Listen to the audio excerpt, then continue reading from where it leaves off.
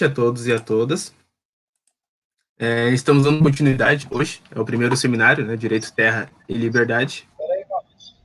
O seminário Dá um... integrado entre os grupos Campo, Cidade e Revolução e o PET Direito UFSC. Né?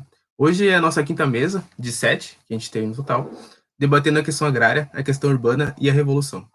Eu já agradeço de antemão a participação de todos, inclusive aqueles que vão nos assistir depois pelo vídeo gravado no YouTube. Não se esqueça de fazer os comentários e perguntas no nosso chat. Haverá um espaço para respostas ao final da exposição.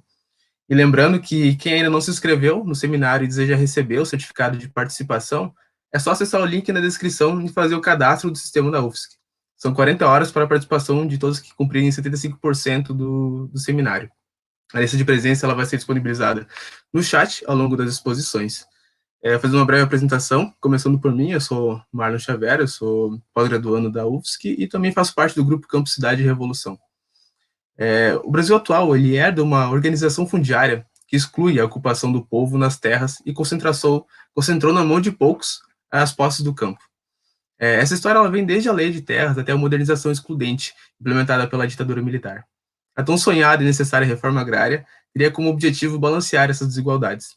Porém, o interesse do capital agrário se sobrepõe ao interesse da maioria e impossibilita que o debate avance no país.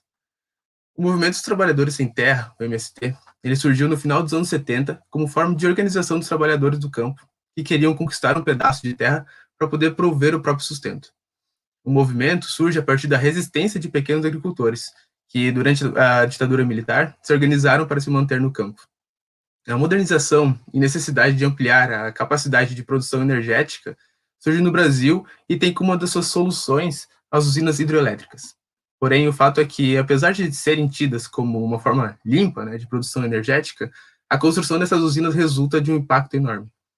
Esse fato, né, gera um desequilíbrio ambiental muito grande e com efeitos que se estendem na fauna e na flora. Assim como há um grande impacto socioeconômico, visto que os atingidos ficam muitas vezes desamparados e não conseguem reestruturar sua vida em conjunto com a quebra de laços, a destruição da história, cultura e tradições da comunidade local. O movimento dos atingidos por barragens, o MAB, tem sua semente germinada nos anos 80 e oficializado nos anos 90. Esse movimento reúne famílias atingidas por barragens que lutam para serem ouvidas e para que seus direitos sejam respeitados. A principal bandeira do MAB é de que água e energia não são mercadorias, acreditando, portanto, como um projeto energético que não esteja aliado aos interesses do lucro do mercado, e sim de soberania popular, em consonância com o respeito a esses direitos humanos. De outro lado, surgido no seio desses movimentos, o MMC, o Movimento de Mulheres Camponesas, é uma construção coletiva que veio da necessidade de articulação com as mulheres organizadas nos demais movimentos do campo. Buscando construir sua própria organização, as mulheres camponesas intentavam enfrentar as suas próprias particularidades, sempre em direção à emancipação das mulheres. Um pouco dessas experiências e reflexões estão no livro recém-lançado agora pela Expressão Popular, Feminismo Camponês Popular, Reflexões a partir de experiências, Movimento Mulheres Camponesas. Né? Então fica a indicação também. E é justamente por essa importância histórica dos movimentos sociais que a gente está desenvolvendo essa mesa, a quinta mesa, Movimentos Sociais e a Luta no Campo. Os nossos convidados são Emiliano Maldonado, doutor em Direito, Política e Sociedade pelo Programa de Pós-Graduação em Direito da Universidade Federal de Santa Catarina, mestre na área de Teoria, Filosofia e História do Direito, também pelo PPGD UFSC. Ele é bacharel em Ciências Jurídicas e Sociais pela Universidade do Vale do Rio dos Sinos, integrante do Núcleo de Estudos e Políticas Emancipatórias, o NEP-UFSC, e do Instituto de Pesquisa em Direitos Humanos Sociais, IPDMS. A outra convidada é a Justina Inês Cima. Ela é camponesa, residente no interior de Colombo, SC, militante e dirigente do Movimento das Mulheres Camponesas desde seu surgimento, nos anos 80. É pedagoga formada pela Unipar, é especialista em filosofia política pelo Instituto Superior de Filosofia Berthier, o IFIB, tem experiência na área de agronomia, com ênfase em agricultura, atuando principalmente nos temas mulher, trajetória e política pública. Hoje é para fazer essa introdução de forma mais prática, né, e trazer isso ao nosso conhecimento, que a gente vai começar, então, passando a palavra para o Emiliano. Bom, boa tarde a todas e todos. Primeiramente, agradecer pelo convite, né? E, bom, nós sabemos aí, quem atua um pouco com os movimentos da Via Campesina, né, que antes de iniciar a gente sempre faz uma mística, né? Então, eu pedi para o pessoal estar passando um clipe agora no início e depois vamos, né, trabalhar um pouco a partir da reflexão que é colocada nessa música, tá bem?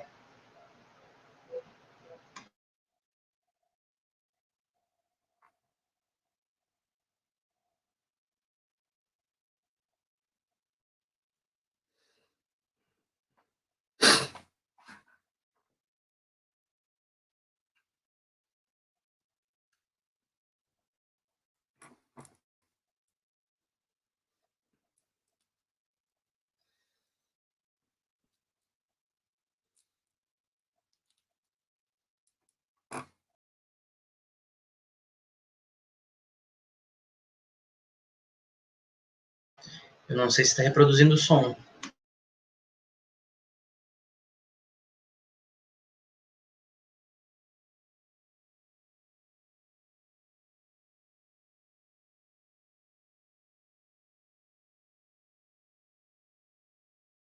Acho que teria que parar porque o som não tá passando, Marcelo.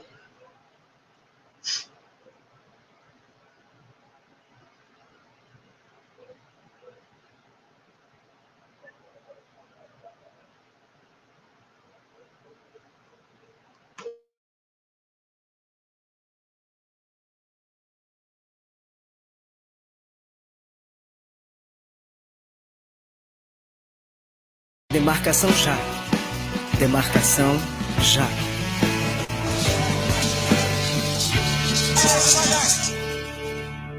Já que tal qual as obras da Transamazônica, quando os milicos os chamavam de silvícolas, hoje o projeto de outras obras faraônicas, correndo junto da expansão agrícola, induz ao indicídio, vive o povo Caiobá. Demarcação já. Demarcação já. Já que tem bem mais latifúndio em desmesura que terra indígena pelo país afora, e já que o latifúndio é só monocultura, mas a TI é polifauna e pluriflora.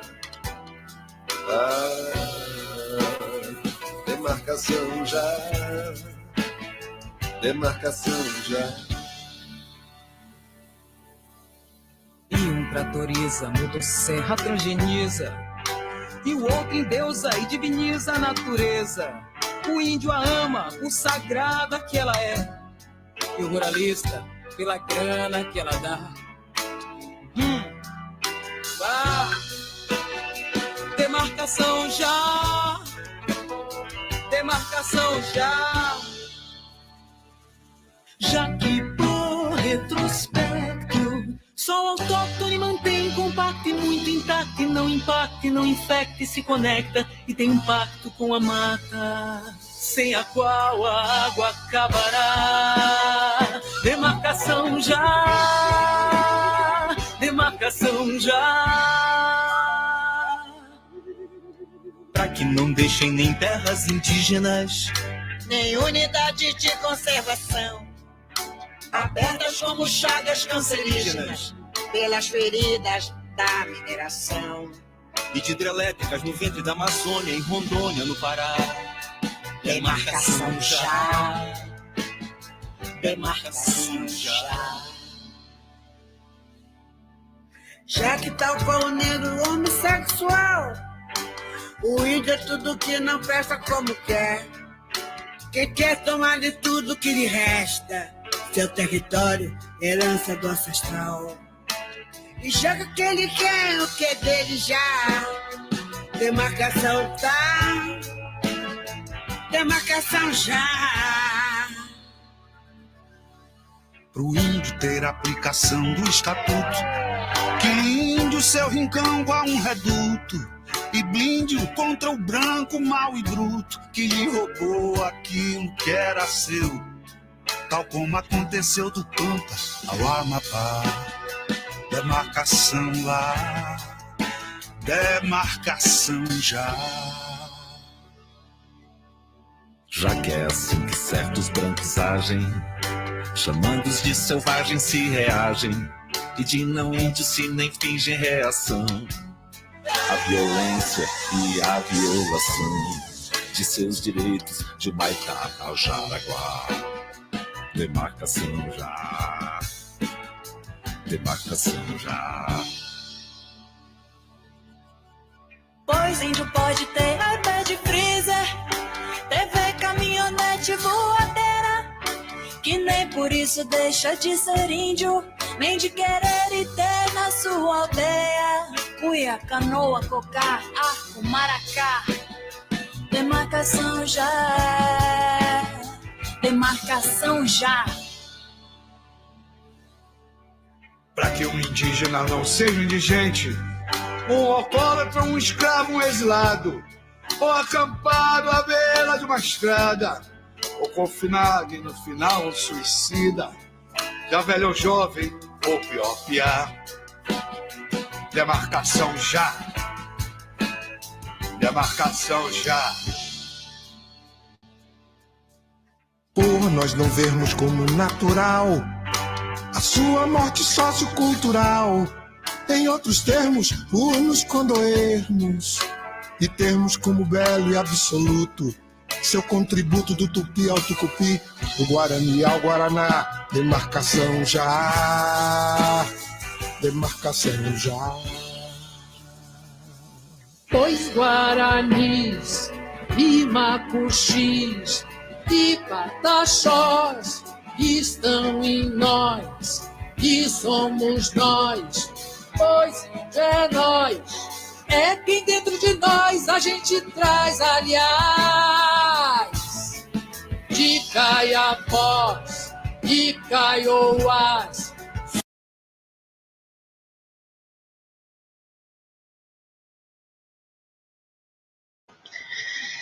Então, pessoal,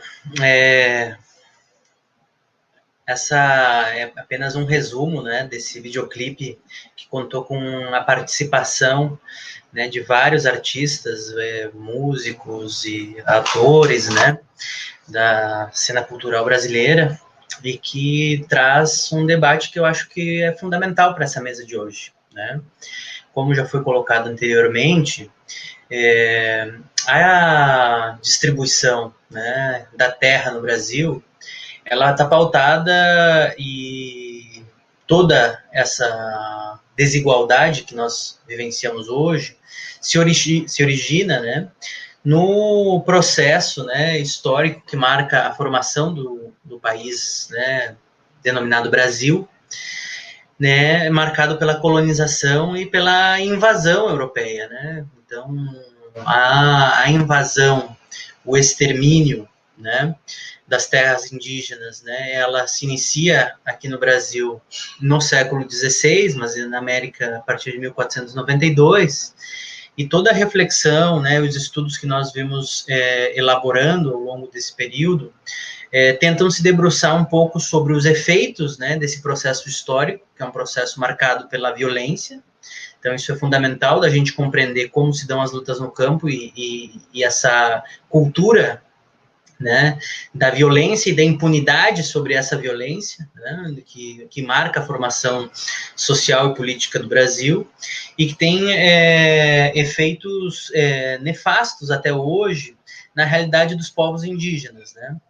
Os povos indígenas no Brasil hoje, né, os dados oficiais apontam a existência de 305 povos, com mais de 200 línguas diferentes, né?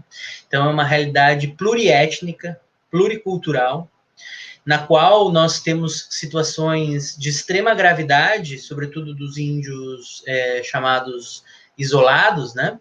Que foram aqueles que foram, né, tentando resistir a esse processo de invasão, colonização e violência, e foram se isolando, né, principalmente hoje localizados na região amazônica, na região norte, mas não só ali, e outros povos que conviveram com essa tensão, com esse conflito, inclusive nas regiões mais povoadas do Brasil.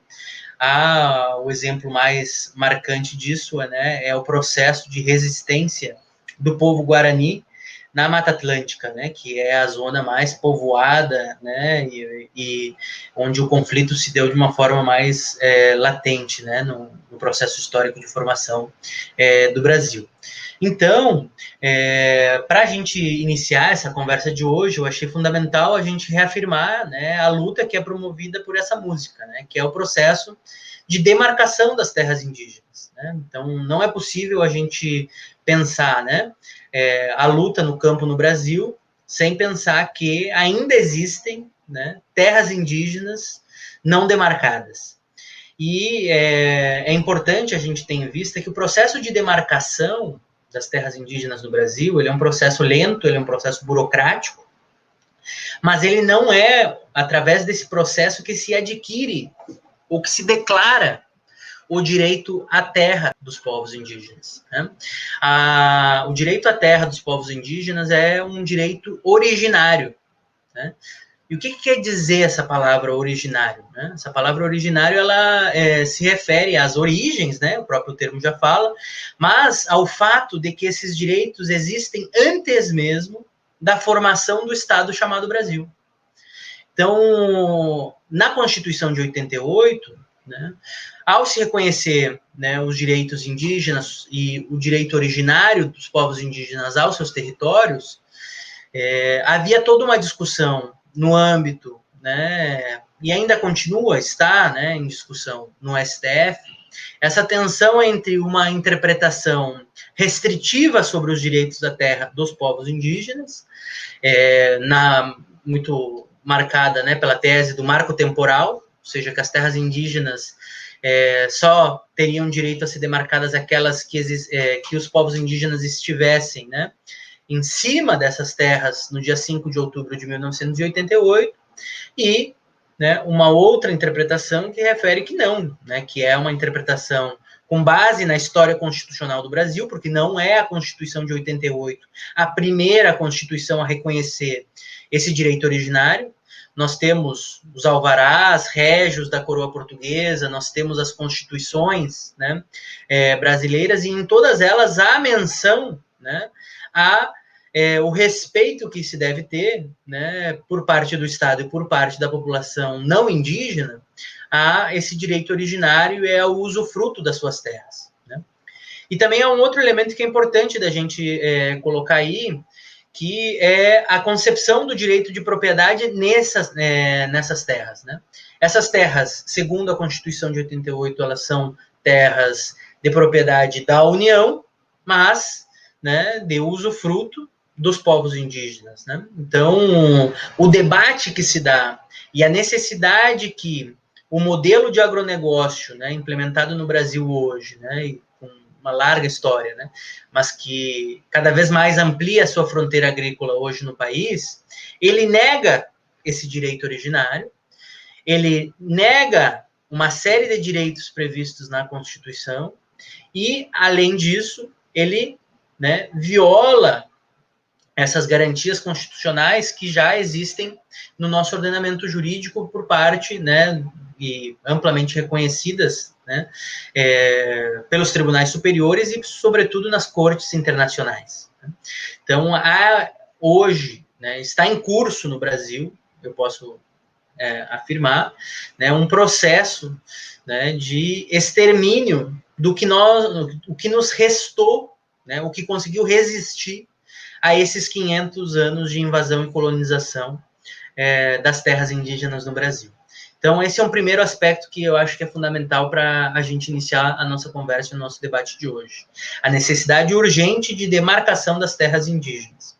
E, no último período, sobretudo nos últimos 2 anos, nós vemos que há uma política de Estado, né, promovida pelo Poder Executivo, né, com uma série de medidas, né, normativas e administrativas que tentam inviabilizar, né, os processos de demarcação de terras indígenas no Brasil.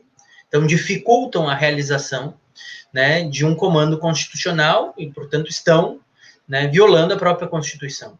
Mas há um agravante que esse processo, né, o que vem ocorrendo já há séculos e que se agrava, a meu ver, nesse último governo, relacionado com né, essa política de Estado que deixa de atender os comandos constitucionais e que, inclusive, né, propaga, promove o extermínio dessas populações, o racismo contra essas populações, né, e a desmantelação do pouco que existia de políticas públicas e de estrutura protetiva para a realização das políticas indigenistas previstas no âmbito constitucional. Diante disso, né, uma série de pesquisadores, de antropólogos, de sociólogos e de juristas têm levantado a tese de que hoje, no Brasil, nós vivemos, né, um genocídio indígena.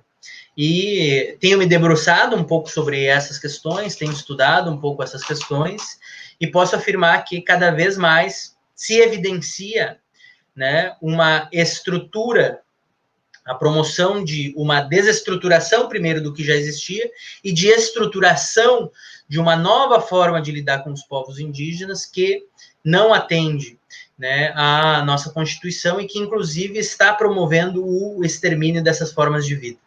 E que pode vir, sim, a ser caracterizado como um processo de genocídio, né? Haveria toda uma discussão também, etnocídio, genocídio, né?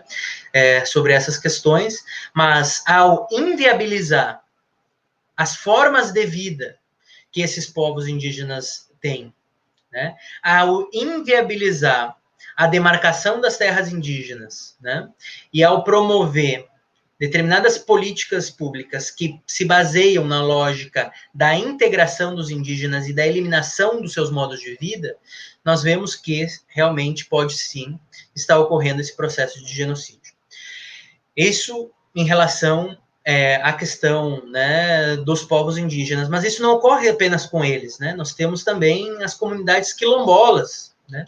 As comunidades quilombolas, né, que têm, né, origem num período muito sombrio da nossa história, que é o período, né, o modo de produção escravocrata no Brasil foi vigente por todo o século XIX, praticamente, né? Nós podemos dizer que o século XIX é marcado pelo modo de produção escravocrata, e nesse modo de produção escravocrata, né, as populações escravizadas, né, os povos negros, né, trazidos forçadamente da África para cá, não aceitaram isso de forma pacífica e tentaram criar os seus mecanismos de sobrevivência, de resistência e de fuga.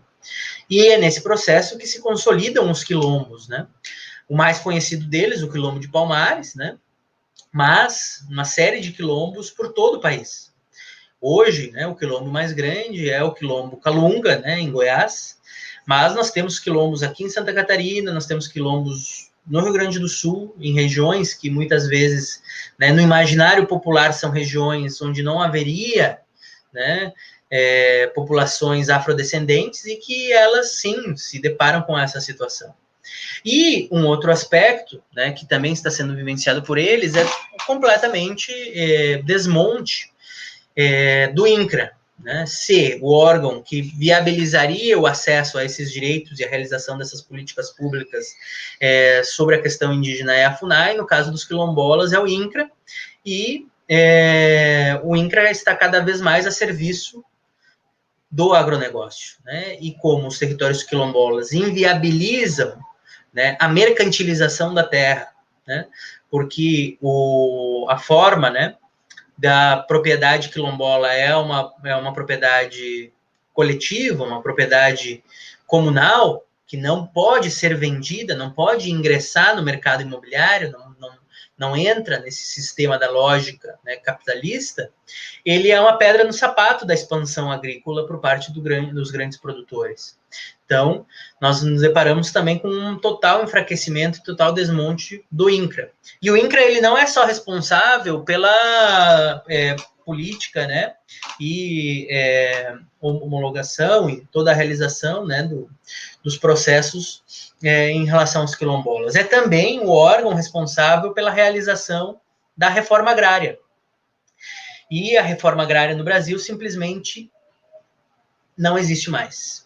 Ou seja, o INCRA hoje não realiza os seus objetivos, né, previstos em lei, seus objetivos institucionais não estão sendo realizados. Pelo contrário, está se promovendo um processo que vai fortalecer, né, a perda daquilo que já se conseguiu como reforma agrária, que nesses últimos anos havia se conquistado, e inviabilizar, né, um processo mais aprofundado de reforma agrária que seria necessário, como defendem os movimentos sociais do campo. A prova dessa situação e a gravidade desse contexto, né, que nós vivenciamos no último período, inclusive se deu pelas audiências que foram requeridas, tanto por indígenas, por quilombolas e pelo próprio movimento dos trabalhadores rurais sem terra, no âmbito da Corte Interamericana de Direitos Humanos, né? Esses direitos violados, infelizmente, não estão tendo eco, não estão sendo garantidos pelo sistema jurídico nacional.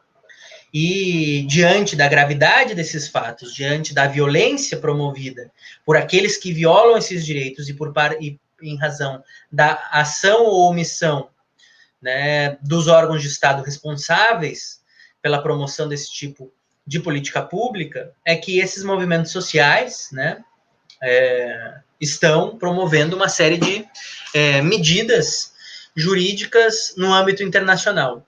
Mas e aí? Esses movimentos, eles desistiram da luta social e da luta jurídica no Brasil? Não, também estão ocorrendo, né, uma série de processos de resistência e conflitos agrários em todo o nosso país.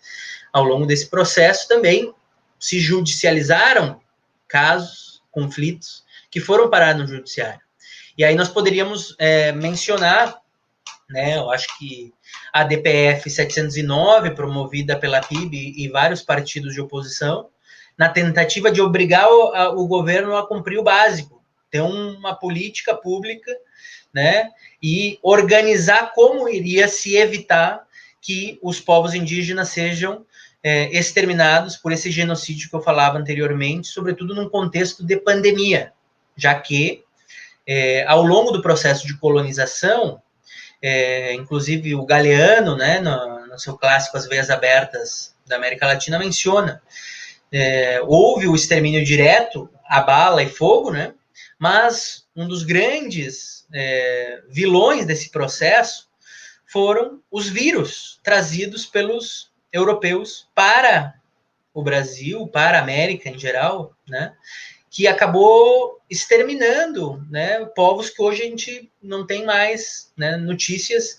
em razão de que o sistema imunológico desses povos não possuía anticorpos capazes de enfrentar, inclusive, a gripe, o sarampo, né, doenças que na Europa e para os povos, né, que vieram para cá colonizar já estavam, né, já possuíam esses anticorpos. Então, a gravidade do processo, né, de colonização, ele não se dá apenas nessa violência direta, mas também nessa propagação de vírus e doenças que não existiam para esses povos e que hoje a gente vê a situação da região norte do nosso país, né, já superamos os 220 mil mortos e a cada dia nos entristece mais, né, a omissão do Estado brasileiro em relação à prevenção da propagação desse vírus em territórios indígenas, territórios quilombolas, né, e para a população em geral também, né, mas se não havia condições de realizar isso, o que eu discordo,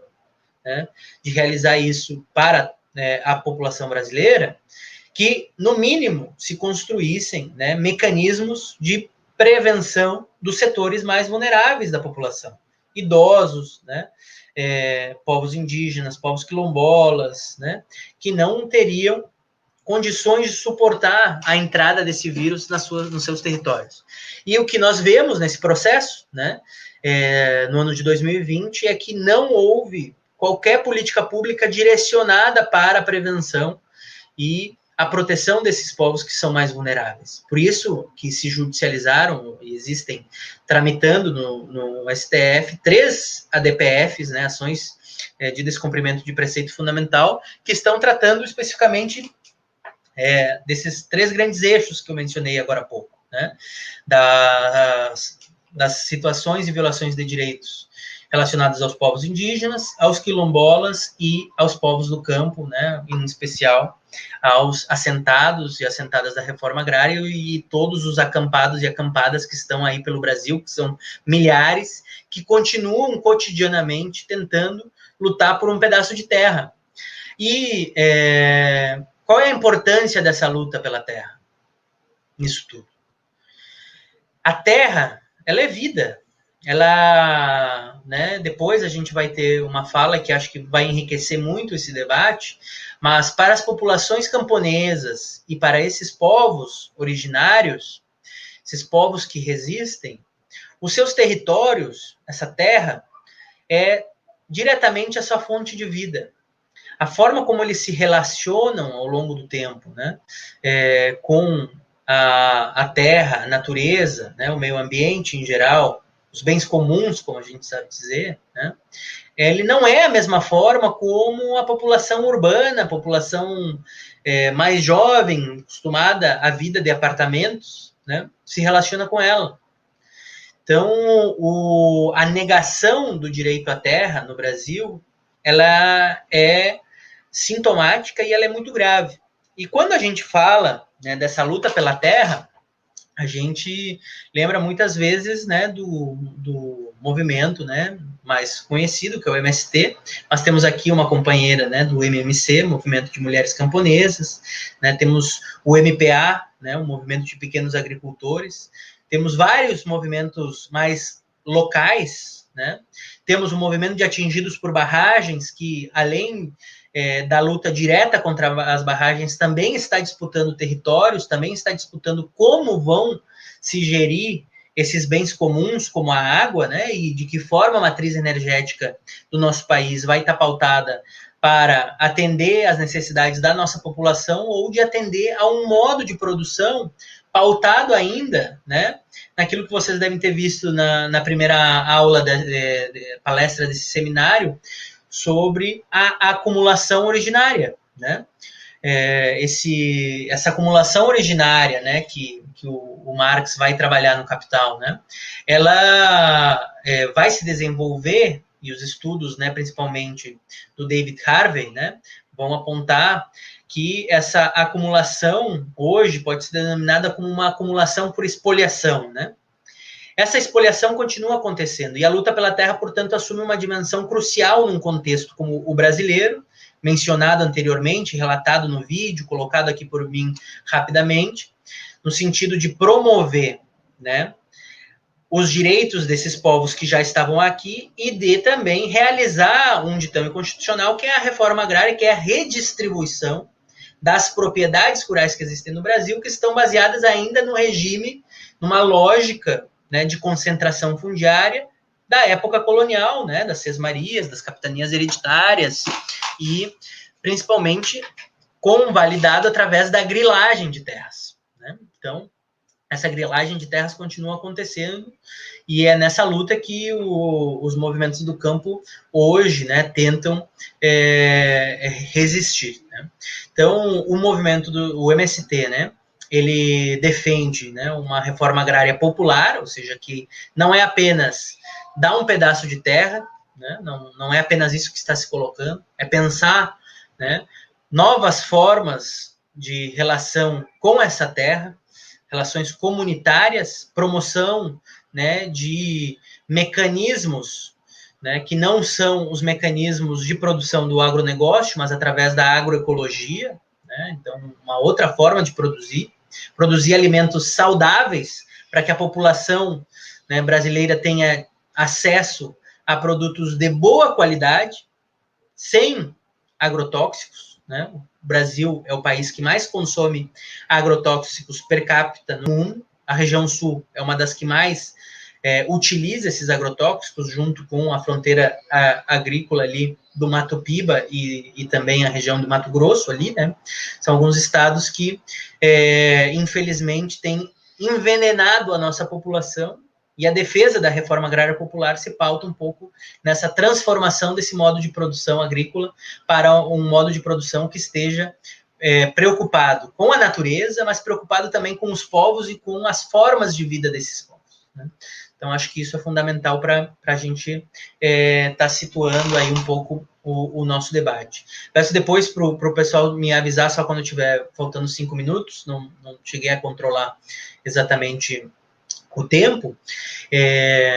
E, nesse sentido, eu acho que é importante passar para vocês, né, eu sempre acabo trazendo, né, um pouco desse apanhado, né, das dificuldades que o exercício da advocacia popular tem na defesa desses direitos. Primeiro, porque nós temos um conflito direto com os setores do agronegócio, com os fazendeiros, com milícias privadas, né?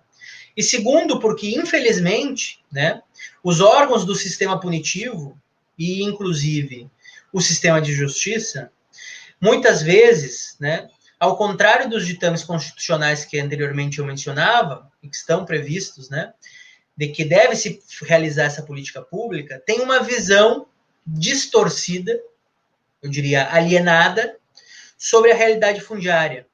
E, ao invés de perceber a gravidade dessa violência e o histórico dessa violência que leva a essa desigualdade, que leva à fome, a necessidade de migração de um contingente enorme de pessoas e que exige que determinadas famílias, né, se organizem e lutem para ter acesso à terra, o judiciário tende a ver, né, esses movimentos sociais como movimentos fora da lei, movimentos criminosos, né, que devem ser, né, processados e condenados pelo poder público.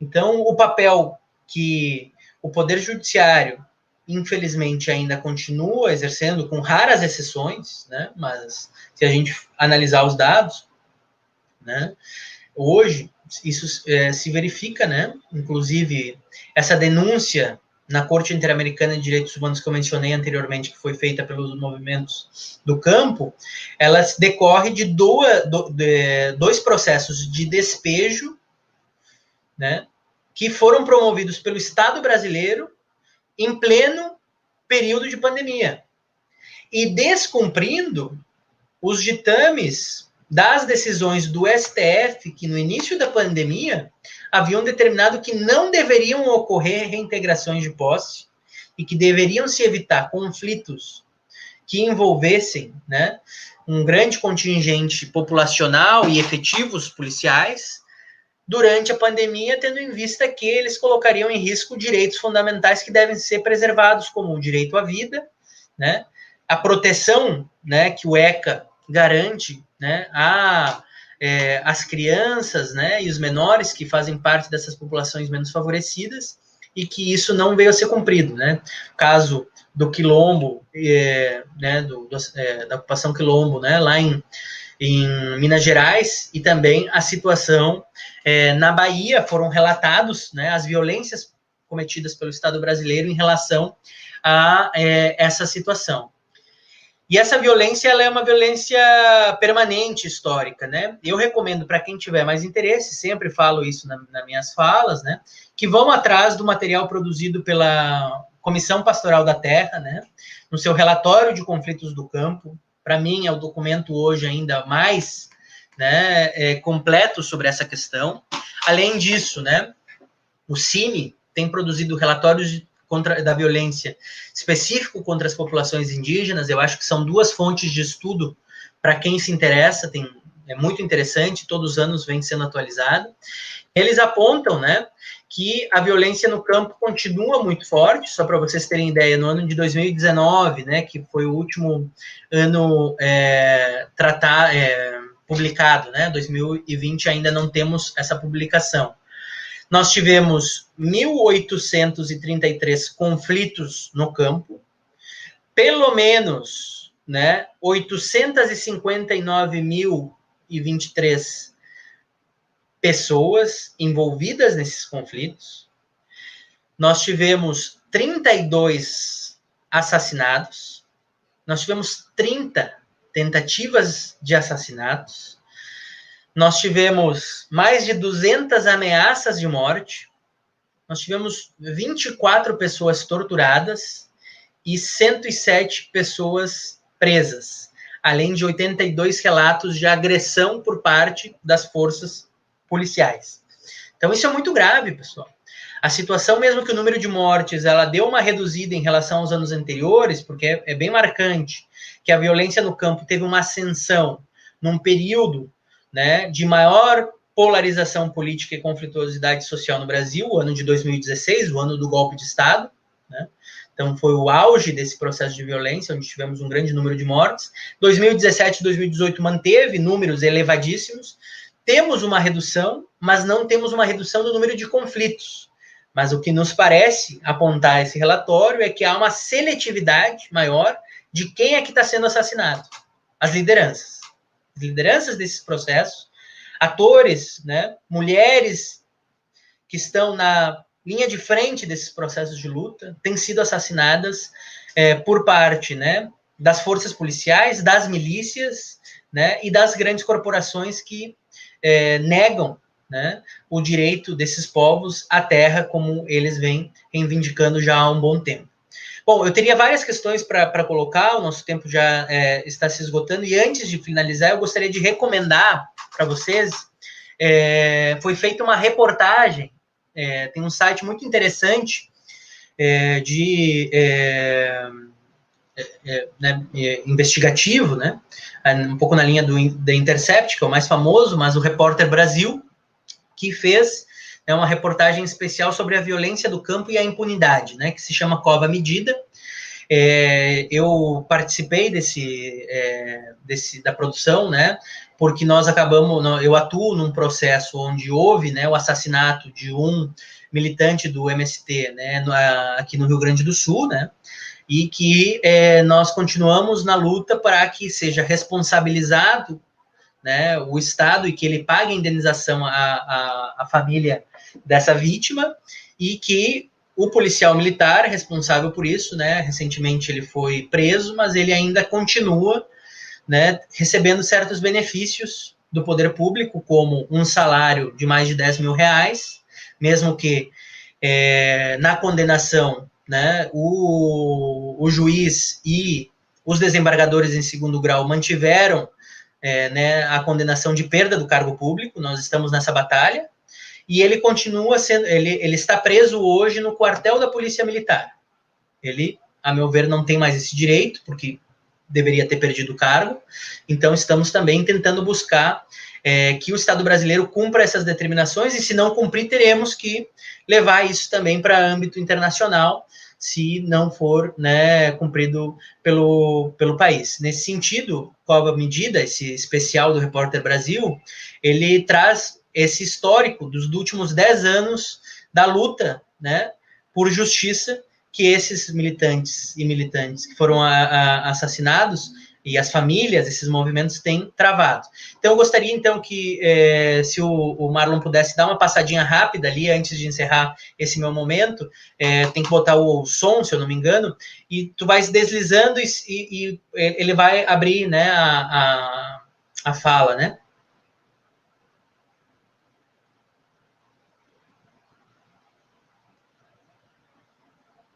A gente sempre viveu com medo de que pudesse acontecer com ele. Ele dizia assim, se eu não lutar por essas pessoas, quem é que vai lutar?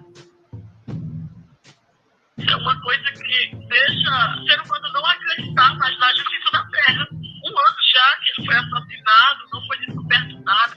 Isso nos machuca muito.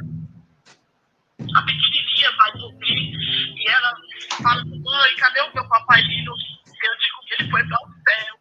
Um dia a gente vai se encontrar com ele. Os grandes feitos dele ajudaram na reforma da escolinha, da qual ele passou a estudar, e estava muito feliz de estar conseguindo ler e escrever.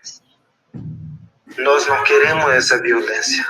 Nós queremos apenas demarcação de terra para que nós possamos sobreviver com a nossa família, sobreviver com a nossa cultura, sobreviver com a natureza. Aqui tem uma bancada da mala, né? Por exemplo, que se organizam dessa forma para ir derrubar o líder. E o processo vai enfraquecendo.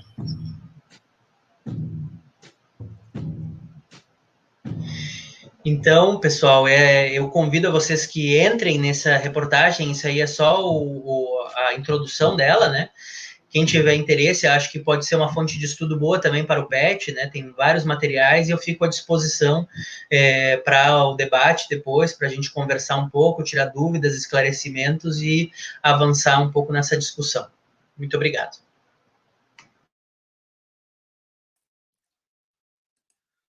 Bom, eu agradeço a fala do professor Emiliano, né, relembrando toda essa opressão e toda a violência sofrida no campo, né, principalmente pelas lideranças.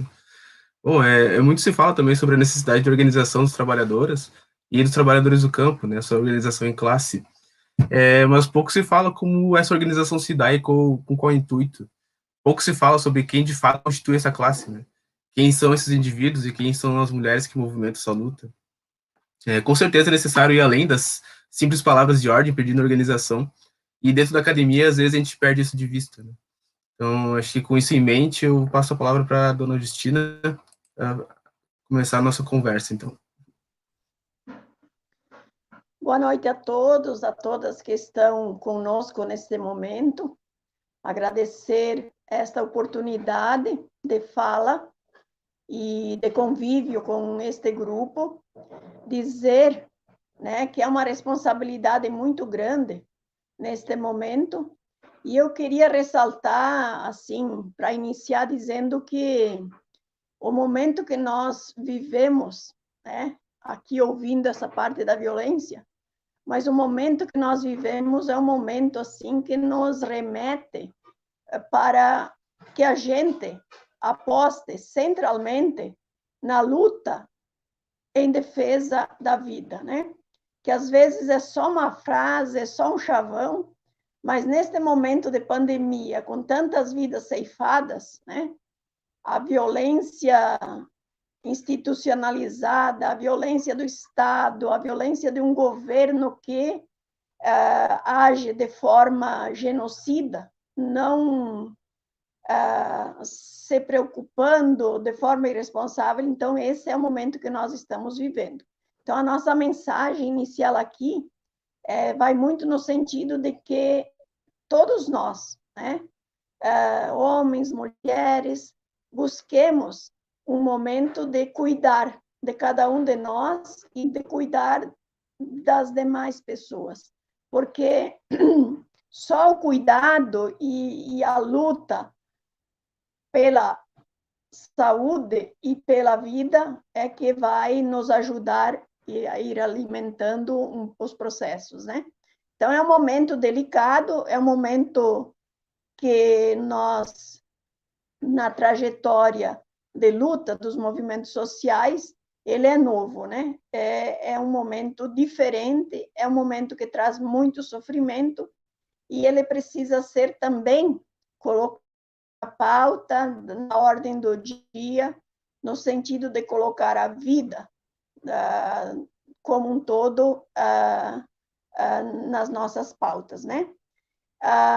Eu queria agradecer a fala do Emiliano, eu acho que uma fala que, de fato, introduziu todo o tema, partindo das questões desde os povos indígenas, desde dos quilombos e tudo mais, e eu queria, então, como o Emiliano falou, o Emiliano trouxe um vídeo, e eu vou ler uma poesia para dar início, que esta poesia foi escrita por um grupo, e ela foi escrita recentemente para fazer a introdução disso. Essa poesia, ela fala centralmente da questão da trajetória do movimento de mulheres camponesas. São mais de 37 anos de história que queremos lhes contar. Desde a década de 80, camponesa ousam se organizar. Em tempos de ditadura, submissão e violência, agronegócio, veneno, destruição, chegam no campo como revolução. Mas a força transformadora da teologia da libertação, a educação popular, alimentaram sonhos e sua organização proporcionou criar. Novembro de 86, de 16 estados do Brasil, 36 trabalhadoras rurais se reúnem, compartilham, planejam sua estrutura organizativa, enquanto classe trabalhadora e suas lutas específicas. Em 88 acontece o segundo encontro e o terceiro em 95, reafirmando a unidade pela Seguridade Social, Saúde, Previdência e Assistência. A campanha Nenhuma Mulher Trabalhadora Sem Documento, para garantir os direitos, salário, maternidade, aposentadoria e sua profissão ter reconhecimento. Participar e decidir, novas relações de gênero e classe, o comando assumir para a nova sociedade, com educação e o fim da violência, feminismo camponês e agroecologia. Nossa articulação cresce, nacional e internacional, na coordenação latino-americana e na via campesina. Destacamos a campanha Sementes, Patrimônio dos Povos a Serviço da Humanidade. Como herdeiras desta história, buscamos construir no campo a unidade, lutando e valorizando a nossa diversidade. No 8 de março de 2004, consolidamos no Brasil o primeiro movimento camponês, de luta socialista, construtor de novas relações de igualdade. Os grupos de base são de sua organicidade, com coordenação coletiva do local ao nacional, cuidando sempre da vida, com valores e princípios para humanizar a sociedade. Seguimos em nossas frentes de luta por um projeto popular com diversidade de políticas públicas, agroecologia, com participação da mulher na sociedade. Queremos um país-nação, livre e soberano, que respeite as mulheres e todo o povo, com terra, comida e trabalho. E para isso acontecer, repetimos mais uma vez, para deixar registrado, é preciso consolidar o feminismo camponês e popular. Então, essa poesia é um pouco uma síntese para trazer alguns elementos da história em forma de poesia, né? Mas eu, indo para frente, diz o povo da roça, eu gostaria de destacar aqui a importância do debate dos movimentos e organizações do campo, muito a partir de um olhar, como o Emiliano trouxe, mas reforçando aqui, que a luta pela terra e a luta pelos territórios, ela esteve sempre muito no centro das lutas do povo do campo, né? Então, se a gente for ver na história a luta do Contestado, a luta de Canudos, a organização das ligas camponesas, então vai muito nesse sentido sempre, a luta pela terra e o direito dos territórios. E dentro dos territórios, então, vem muito forte essa questão do direito à organização, do direito às políticas públicas, do direito de ter acesso à terra, às sementes, enfim.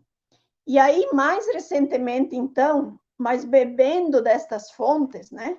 Nos anos 80 foi um período que muito forte no sentido da constituição de vários movimentos no campo.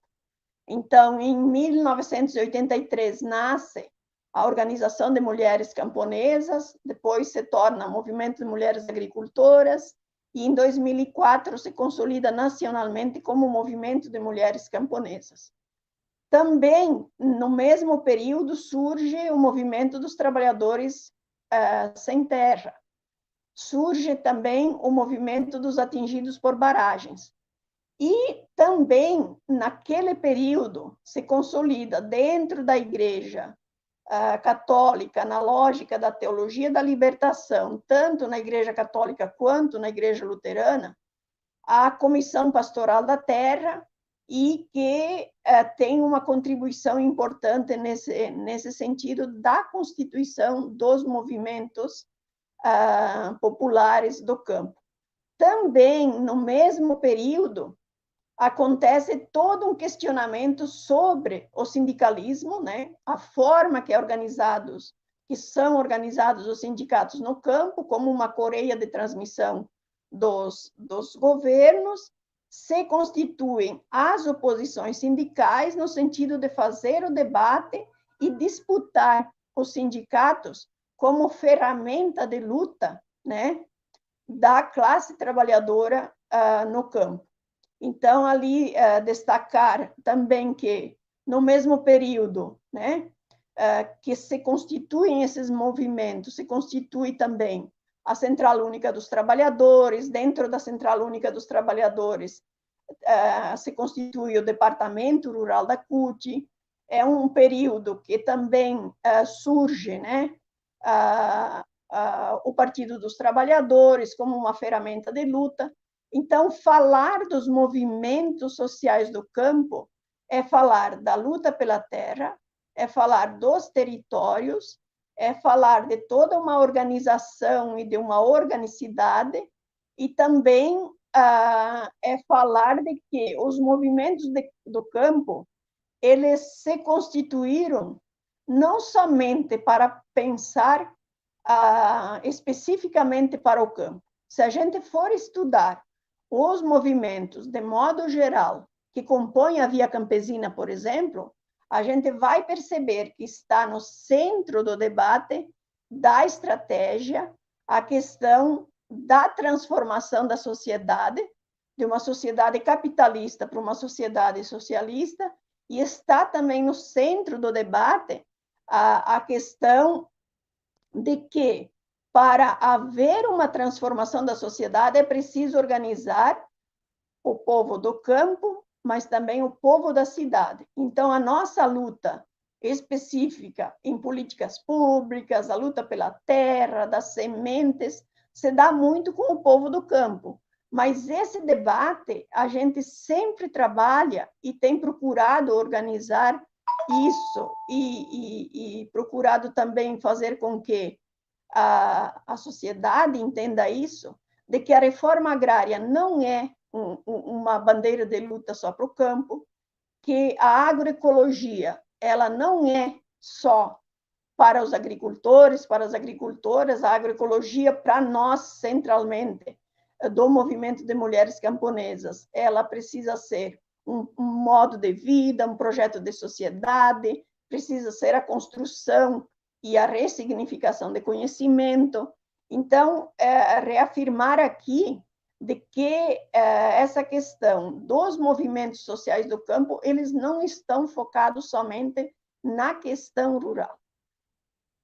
Se vocês forem ver em vários momentos, em vários documentários, nos registros dos próprios movimentos, vocês encontram as lutas sempre com a preocupação de ganhar a sociedade, tanto rural quanto urbana, para um novo projeto de sociedade com mais dignidade, com distribuição da terra, com distribuição da renda. Então, quando foi me perguntado assim, qual é a estratégia dos movimentos? Então, eu acho que essa questão das estratégias do movimento, elas estão focadas na transformação da sociedade e em políticas estruturantes. Então, por isso que vem, por exemplo, a luta do modelo energético pelo MAB, vem a luta pela reforma agrária do MST, vem a luta das mulheres de enfrentamento ao sistema capitalista, patriarcal, machista, e da questão da valorização da produção diversificada e saudável nos quintais, valorizando o trabalho das mulheres. Então, se a gente for ver, então, os movimentos, eles focam numa estratégia de enfrentamento àquilo que o professor trouxe anteriormente, de fazer enfrentamento a tudo aquilo que foi construído desde que o Brasil foi ocupado, né? E que passou a privilegiar um grupo, né? E hoje continua a mesma política de outra forma dentro do tempo que estamos vivendo, né? Então, eu queria trazer aqui mais uma questão importante sobre essa questão dos movimentos sociais do campo. além desta construção que a gente tem trabalhado de uma articulação entre os movimentos do campo e também do campo com a cidade, nós sempre trabalhamos de que é fundamental ter a organização desde os nossos municípios, os nossos grupos de base, mas precisamos ter uma estratégia focada, que ela seja com uma visão nacional e internacional. Então, é por isso que, ao mesmo tempo que construímos nossos movimentos no Brasil, também fomos construindo, né, a coordenação latino-americana e caribenha das organizações do campo, né, que teve e continua tendo um papel fundamental. Nesta coordenação latino-americana das organizações do campo, com um posicionamento claro no sentido do enfrentamento ao imperialismo, pela reforma agrária, pelos direitos nos territórios, pelo fim da violência contra as mulheres, pelas sementes crioulas como patrimônio dos povos a serviço da humanidade, pela produção saudável, né, no sentido de que é preciso avançar nesse sentido para combater aquilo que a Revolução Verde trouxe e foi intensificando. Então, também, além da coordenação latino-americana e caribenha, fomos constituindo nos 5 continentes a Via Campesina, né? Então, a Via Campesina, que para nós é um movimento, né, que mundialmente trabalha e organiza os camponeses, as camponesas, mas não somente, também debate, né, a estratégia mundialmente, a partir da análise de todos os países que participam da Via Campesina e suas organizações, muito no sentido de fazer o debate de como se comporta o capital, como se comporta a cultura patriarcal e machista, como enfrentar isso e como construir alternativas. Então, a Via Campesina hoje, ela se consolida nos estados, né, a partir da organização e articulação dos movimentos que a compõem, e também se articula nacionalmente e se articula internacionalmente. A forma de construção, tanto da coordenação latino-americana quanto da Via Campesina, é uma forma de uma preocupação muito grande de envolvimento dos jovens, das mulheres e dos homens. Então, a estratégia que se tem é no sentido da construção da equidade de gênero, né? E também da participação dos jovens. E nós temos as conferências, né, que foram acontecendo e que nesse momento é prejudicado pela pandemia, mas as conferências foram acontecendo e acontecem em todos os continentes, né? Então, é importante destacar isso porque, às vezes, a gente olha para o campesinato e para as organizações do campo como se elas fossem algo somente daquele local. E, às vezes, você tem uma leitura muito romântica no sentido de imaginar de que ali, nessas organizações, não se tenha todo o debate e a construção de estratégias no sentido de enfrentamento a todo aquilo que o capital provoca, né? E neste momento, desde março desse ano, nós vivemos um novo tempo, né? Que nós nos colocamos, na Via Campesina usamos muito esse termo, né? Principalmente no movimento de mulheres camponesas, que nós nos colocamos em isolamento social, mas produtivo.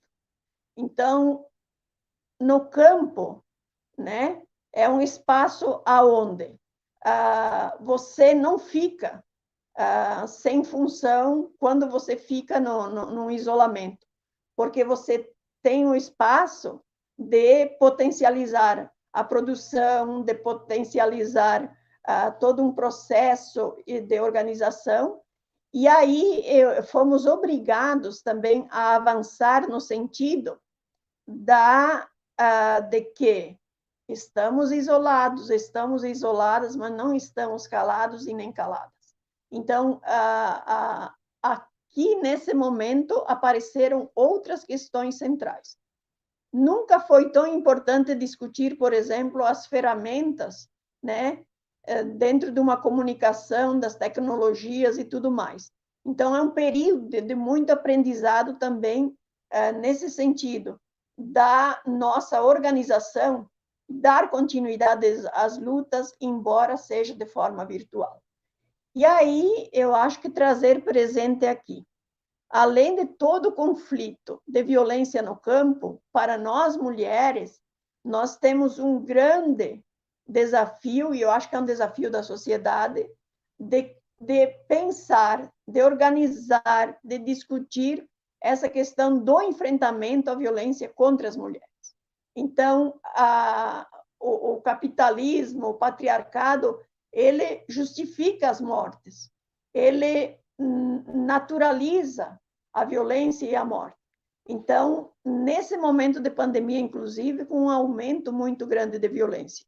Para nós, do movimento de mulheres camponesas, e sempre fazemos esse debate também internamente com nossas organizações irmãs, para nós, para enfrentarmos a violência, é preciso organizar as mulheres, fazer com que elas participem, fazer que elas percebam quem são os opressores, como que se constrói essa opressão, como enfrentar a discriminação, a opressão de gênero e a exploração do capital. Então, para nós, a questão da organização das mulheres é central, tanto nos movimentos mistos, como também fortalecer cada vez mais o movimento de mulheres camponesas. Então, um movimento autônomo que nasce, surge, se mantém com a missão de organizar as mulheres, vem no sentido de transformar a sociedade e também de construir um outro projeto da agricultura pautado na agroecologia e na produção diversificada e saudável. Então, essa violência a gente precisa, né, sempre trabalhar colada à violência do agronegócio, do grande capital, das empresas, mas também precisa, e às vezes é mais difícil, pautar e colocar a violência contra as mulheres, também no âmbito doméstico, no âmbito familiar, porque a violência é muito grande e ela tem aumentado no último período.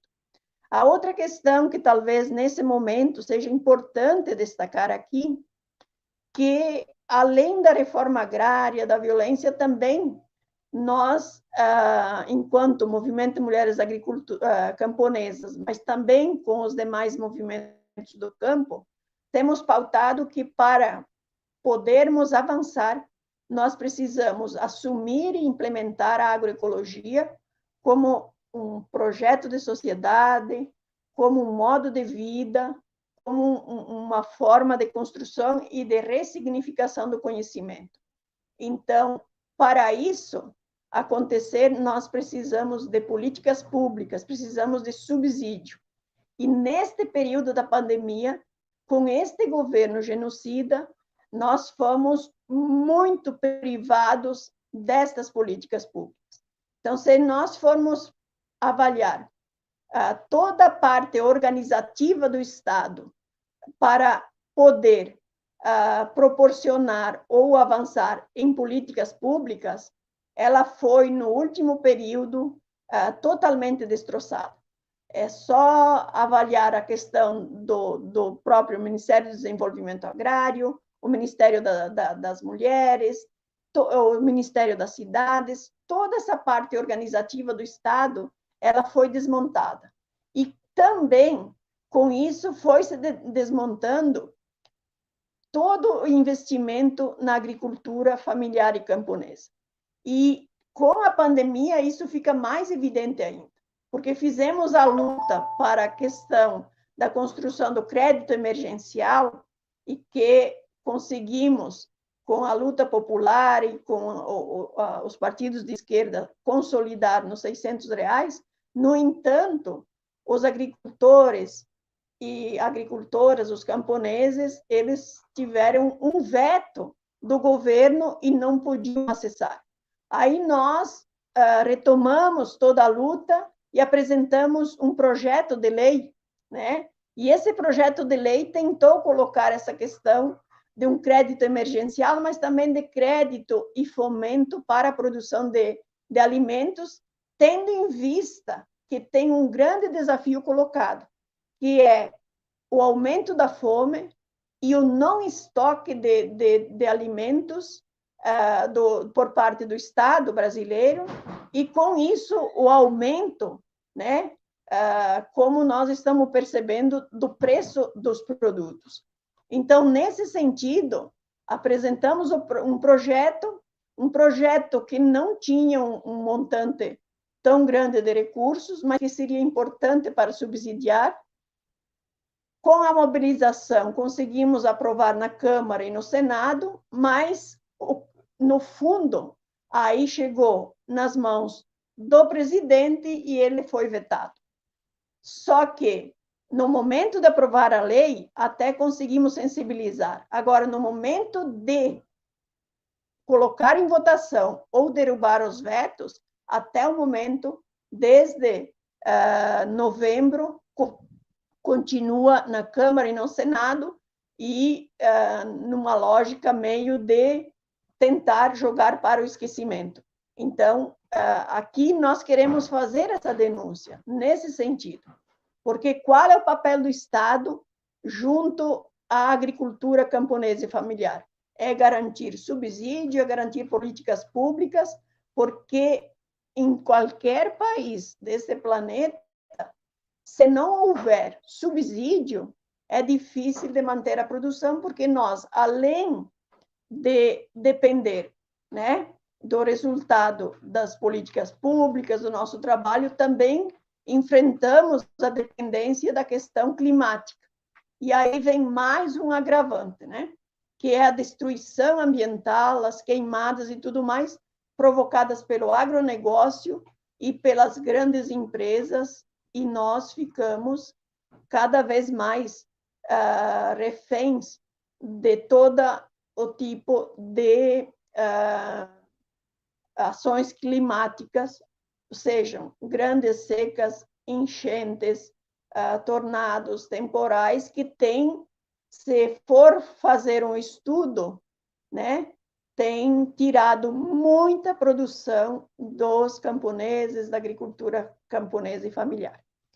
E aí, por último, eu não marquei o tempo, também gostaria que me fosse alertado, ou quando, com 5 minutos de antecedência, mas dizer que, neste momento, mais do que nunca, é preciso que a gente organize o povo, né? E para nós, do movimento de mulheres, também essa questão de organizar, de fazer formação e de organizar as lutas tem sido um desafio muito grande. E também, eu acho que aqui o professor que me antecedeu orientou várias leituras, mas nós estamos procurando também, enquanto movimento, escrever a partir da trajetória do movimento, da pauta que se coloca nesse momento e da necessidade das mulheres. Então, ontem fizemos o lançamento do livro Feminismo Camponês e Popular, né? É um livro que tem 13 capítulos, ele foi escrito por muitas mãos, né? Por grupos de mulheres camponesas, dirigentes, militantes, e neste livro eu acredito que vocês vão encontrar muito subsídio no sentido de ter essa leitura enquanto uma luta feminista, camponesa e popular, né? Então, tem o primeiro, ele vai trazer, capítulo, ele vai trazer o movimento de mulheres camponesas e a sua trajetória. Aí vem a luta das mulheres camponesas na individualidade para sujeitos de direitos. Vem outro que trata mulheres indígenas em defesa do território e da identidade. O outro artigo é as ligas camponesas e a luta que marca o movimento organizado do campo. Aí, outro artigo, feminismo camponês popular, uma abordagem antirracista, tentando trabalhar também essa questão do racismo, né? O outro artigo, a agricultura camponesa, o agronegócio e as mulheres em resistência. O outro artigo é sementes de resistências, caminhos para a produção de alimentos saudáveis. Um artigo vai tratar alimentação saudável, somos o que comemos. Vem um artigo que trabalha a divisão sexual do trabalho.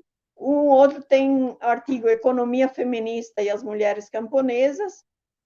Um que trata do enfrentamento à violência contra a mulher. E um artigo diversidade sexual, heterossexualidade, contribuições para o feminismo camponês e popular. E, por último, então, um texto que trata a mística feminista, camponesa e popular no movimento de mulheres camponesas. Por que eu trouxe esse livro? Porque o pedido que me fizeram era para a gente trabalhar um pouco, né, aqui, a questão dos movimentos sociais, a luta pelo campo, e daí eu queria dizer que a luta é no campo e é para a sociedade, né? Está fazendo uma síntese. Também essa questão do movimento do campo, os objetivos, metas, tática, estratégia, que tentei trabalhar nesse sentido, e quais os limites dos movimentos no campo. Eu acho que aqui é muito importante que a gente reforce. O limite se dá de que os territórios têm sido destruídos ao longo de todo o tempo que existe o Brasil, né? Seja com os indígenas, os negros, aí com os imigrantes pobres, com toda a população. Então, os territórios, né? E quando nós falamos territórios, a nossa compreensão é que território é a terra, é a cultura, é a organização, é a vida comunitária, enfim, território é o todo da vida do povo que vive naquele espaço, né? E aqui é bem importante, porque quando os movimentos do campo trabalham território, né? Então, sempre trabalhamos de que a cidade também é o nosso território. E temos tentado fazer o debate. Entender que a cidade é o espaço que precisa ser compreendido também como, né, uma parte daquele território e que precisa haver uma integração entre quem vive na cidade e quem vive no campo. E essa integração é que traria uma riqueza muito grande, desde a questão da produção, do alimento, da organização das feiras, e por aí vai, né? Um pouco nesse sentido. E aí, eu acho que eu vou concluindo nesse sentido, porque me parece que com a primeira fala e essa nossa fala, talvez seja mais rico nesse momento abrir para perguntas e que a gente possa fazer esse debate. Porque aí, quem sabe, tem algumas questões específicas que vocês gostariam que a gente trabalhasse. Então, eu paro por aqui, né, e colocaria para que a gente abrisse o debate, para que a gente se colocasse mais a partir da necessidade de quem está no seminário, então.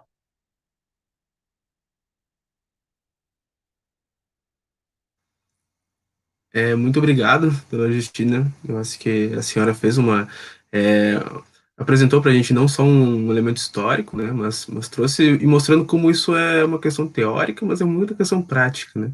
A gente vai começar as perguntas agora.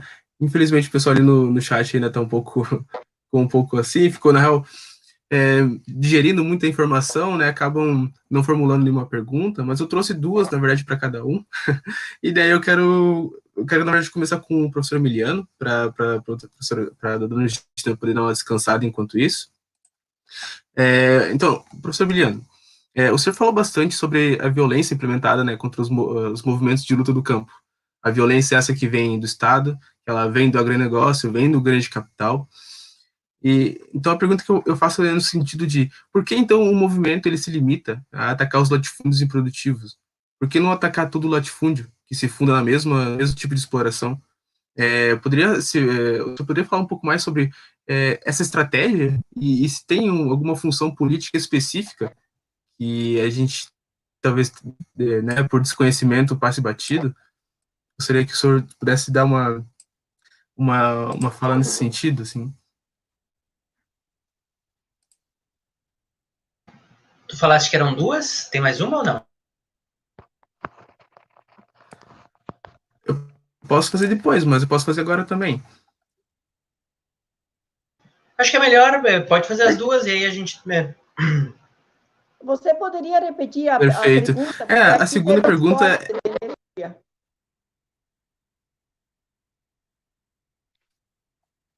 Claro. Que a minha questão principal, principalmente para o professor Emiliano, né, das questões que ele trouxe da violência no campo, né, e como essa violência ela vem, né, do Estado, do agronegócio, do grande capital. E a minha pergunta é por que o movimento ele não se volta, né, para essa violência também contra todos esses expropriadores? Por que ela se limita ao latifúndio improdutivo e não ao latifúndio em geral? Essa é mais a minha dúvida. E a segunda pergunta para o professor Emiliano é que o senhor, como advogado, tem que atuar dentro da legalidade. E como o senhor se sente quanto a isso? Né? Não há um sentimento de impotência quanto a esse tipo de atuação dentro da legalidade? Essa é uma questão que é sentida no âmbito do movimento dos advogados? Essas são essas duas questões, depois eu posso repetir qualquer coisa. Tá bem. Não, quando a primeira, a luta do MST, né, em relação à reforma agrária popular, ela não se limita, né, ao latifúndio improdutivo, né? A concepção sobre a reforma agrária, inclusive, ela é uma concepção que permanece em construção e ao longo de esses mais de 30 anos, né, do movimento, ela foi se trabalhando e se aprimorando. Então, essa premissa eu não estaria de acordo, né? Não é apenas contra o latifúndio improdutivo que o movimento luta, ele luta por uma nova, né, uma verdadeira transformação da estrutura agrária no país e uma nova forma, né, das pessoas viverem e se relacionarem, né, nesses territórios, né? Então, outras formas de vida que transcendem e que se opõem, sim, a todas essas outras opressões. A questão é que há táticas de luta, né? E no nosso ordenamento jurídico, né, tanto infraconstitucional como constitucional, há uma obrigação de que a propriedade privada ela deve cumprir uma função social. Né? Então, diante desse descumprimento de uma determinação, uma previsão que está no âmbito constitucional, mas que também está no âmbito infraconstitucional, o direito de propriedade ele não é um direito sagrado, né? Ele não é um direito que existe por si só. Ele tem uma condicionante no âmbito da legislação brasileira. E como não está sendo cumprida essa condicionante que garantiria determinadas proteções por parte do sistema jurídico a esses proprietários, é que o movimento dos trabalhadores rurais sem terra, dentre suas diversas táticas de luta e de resistência, utiliza, né, a ação, né, de ocupação de determinados latifúndios considerados improdutivos. Mas não apenas só desses latifúndios improdutivos, né? Também de latifúndios que estão destinados para o tráfico de drogas, também de latifúndios que cometem crimes ambientais, também de latifúndios que exercem trabalho escravo, né? Então, dessas outras opressões também que estão vigentes aí por parte do latifúndio. É importante relembrar, né, que os índices sobre a produtividade e improdutividade do latifúndio, eles não são atualizados, né, desde o final dos anos 70. Então, a análise, a partir desses índices de produtividade ou improdutividade, ela está extremamente atrasada, né? Então, isso favorece mais ainda o latifúndio. Então, deveria se atualizar esses dados, mas nessa conjuntura política hoje é muito difícil, né? Não vejo possibilidades para isso. Quanto à segunda pergunta, né?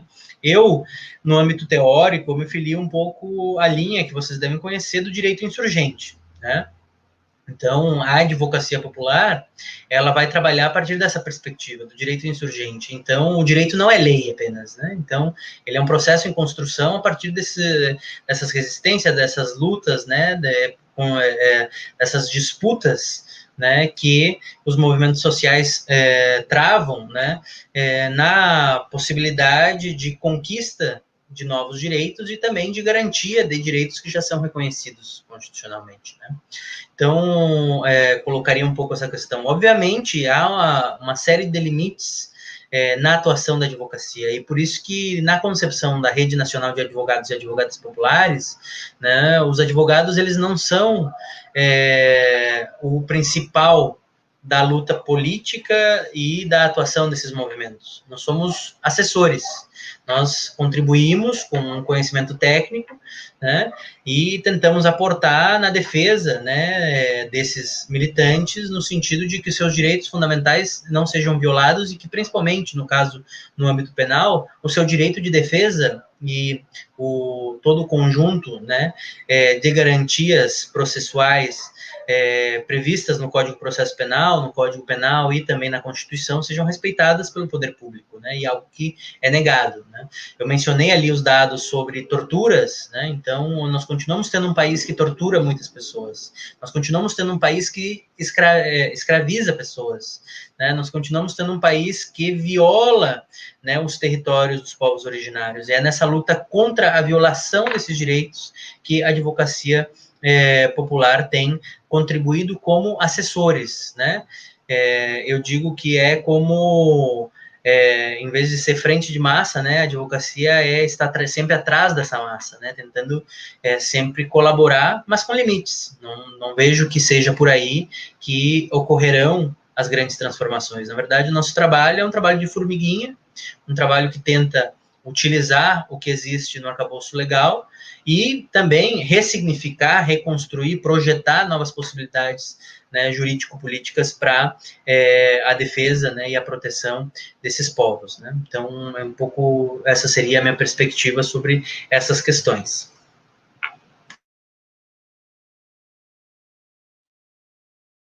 Perfeito, obrigado, professor. Acho que a resposta ela já traz muitas dessas uma resposta a essas perguntas realmente, né?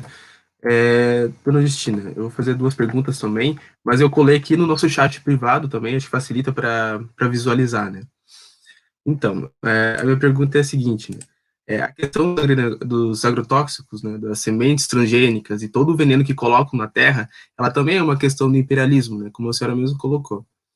Eu gostaria de saber, né, como se dá, então, essa relação entre a agroecologia, a agrofloresta e as mulheres camponesas? Por que essas formas de tratar a terra são tão importantes para o movimento? A senhora pode falar um pouco sobre isso? E a minha segunda pergunta, aí já trazendo para um outro ponto, né, é que a gente sabe que no campo ela sempre tem uma dupla violência, né? Além dessa violência que o Emiliano falou ao longo da exposição, a gente também tem uma violência que vem de casa, né? Uma violência interna, uma violência doméstica, né?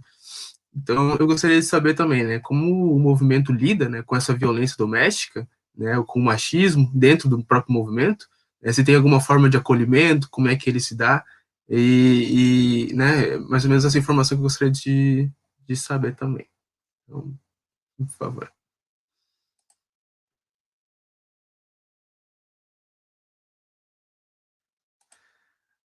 Dona Justina, a senhora está com o microfone desligado. Tá. Desculpa aí. Mas, sim, iniciando, eu só queria reforçar a fala do Emiliano ali, como dirigente do Movimento de Mulheres Camponesas, da Via Campesina. Eu acho que, na história do MST, a gente percebe que a luta da reforma agrária, e hoje a reforma agrária popular, ela sempre foi de enfrentamento, né, ao capital, ao agronegócio, às grandes empresas. Então, e é claro que em cada tempo tem a sua tática e a sua, né, estratégia da construção da luta. Então, eu só queria reforçar isso. E essa outra questão ali, do direito insurgente, né, nós sempre fizemos muita discussão no sentido de que é preciso sempre também analisar o que é o legal e o legítimo, né? Então, às vezes, o legítimo, que é do direito da classe trabalhadora, das mulheres e tal, ele precisa ser muito ressaltado e fortalecido, né? Então, por isso que essa questão do direito insurgente, eu acho que é muito importante para fortalecer essas questões, né? Em relação eu vou iniciar pela dupla face, né, de violência contra as mulheres do campo. Eu acho que essa questão ela é muito importante de ser discutida, porque isso também é uma das missões, vamos dizer assim, da pauta do movimento de mulheres, porque nós entendemos que a violência ela é legitimada não só no campo, também na cidade, muito pela cultura patriarcal, machista, racista, né, e capitalista. Então, eu acho que é importante entender isso, que o machismo e o patriarcado, a cultura machista e patriarcal, ela ajuda a sustentar o capitalismo, é um dos pilares do capitalismo. E aí, se a gente for ver, por exemplo, quando que o que interessa para o capital a violência contra as mulheres, às vezes, de forma muito simples, nós falamos para as nossas mulheres que nós somos 52% da população, e se continuar fortalecida a cultura patriarcal e machista, que coloca as mulheres como inferiores, que coloca as mulheres como propriedade dos homens, que naturaliza, né, tratar as mulheres como objeto de cama, mesa e banho e tal, aquele velho ditado, né? Então, se mantém mais da metade da população submissa e oprimida. E isso interessa ao capital, e isso interessa para manter o atual modelo de opressão e exploração capitalista. Então, essa reflexão é importante fazer com a sociedade, nós fizemos com toda a companheirada, porque é fundamental fazer o enfrentamento a isso. E no campo, a violência, ela é carregada também no sentido de toda uma cultura, né?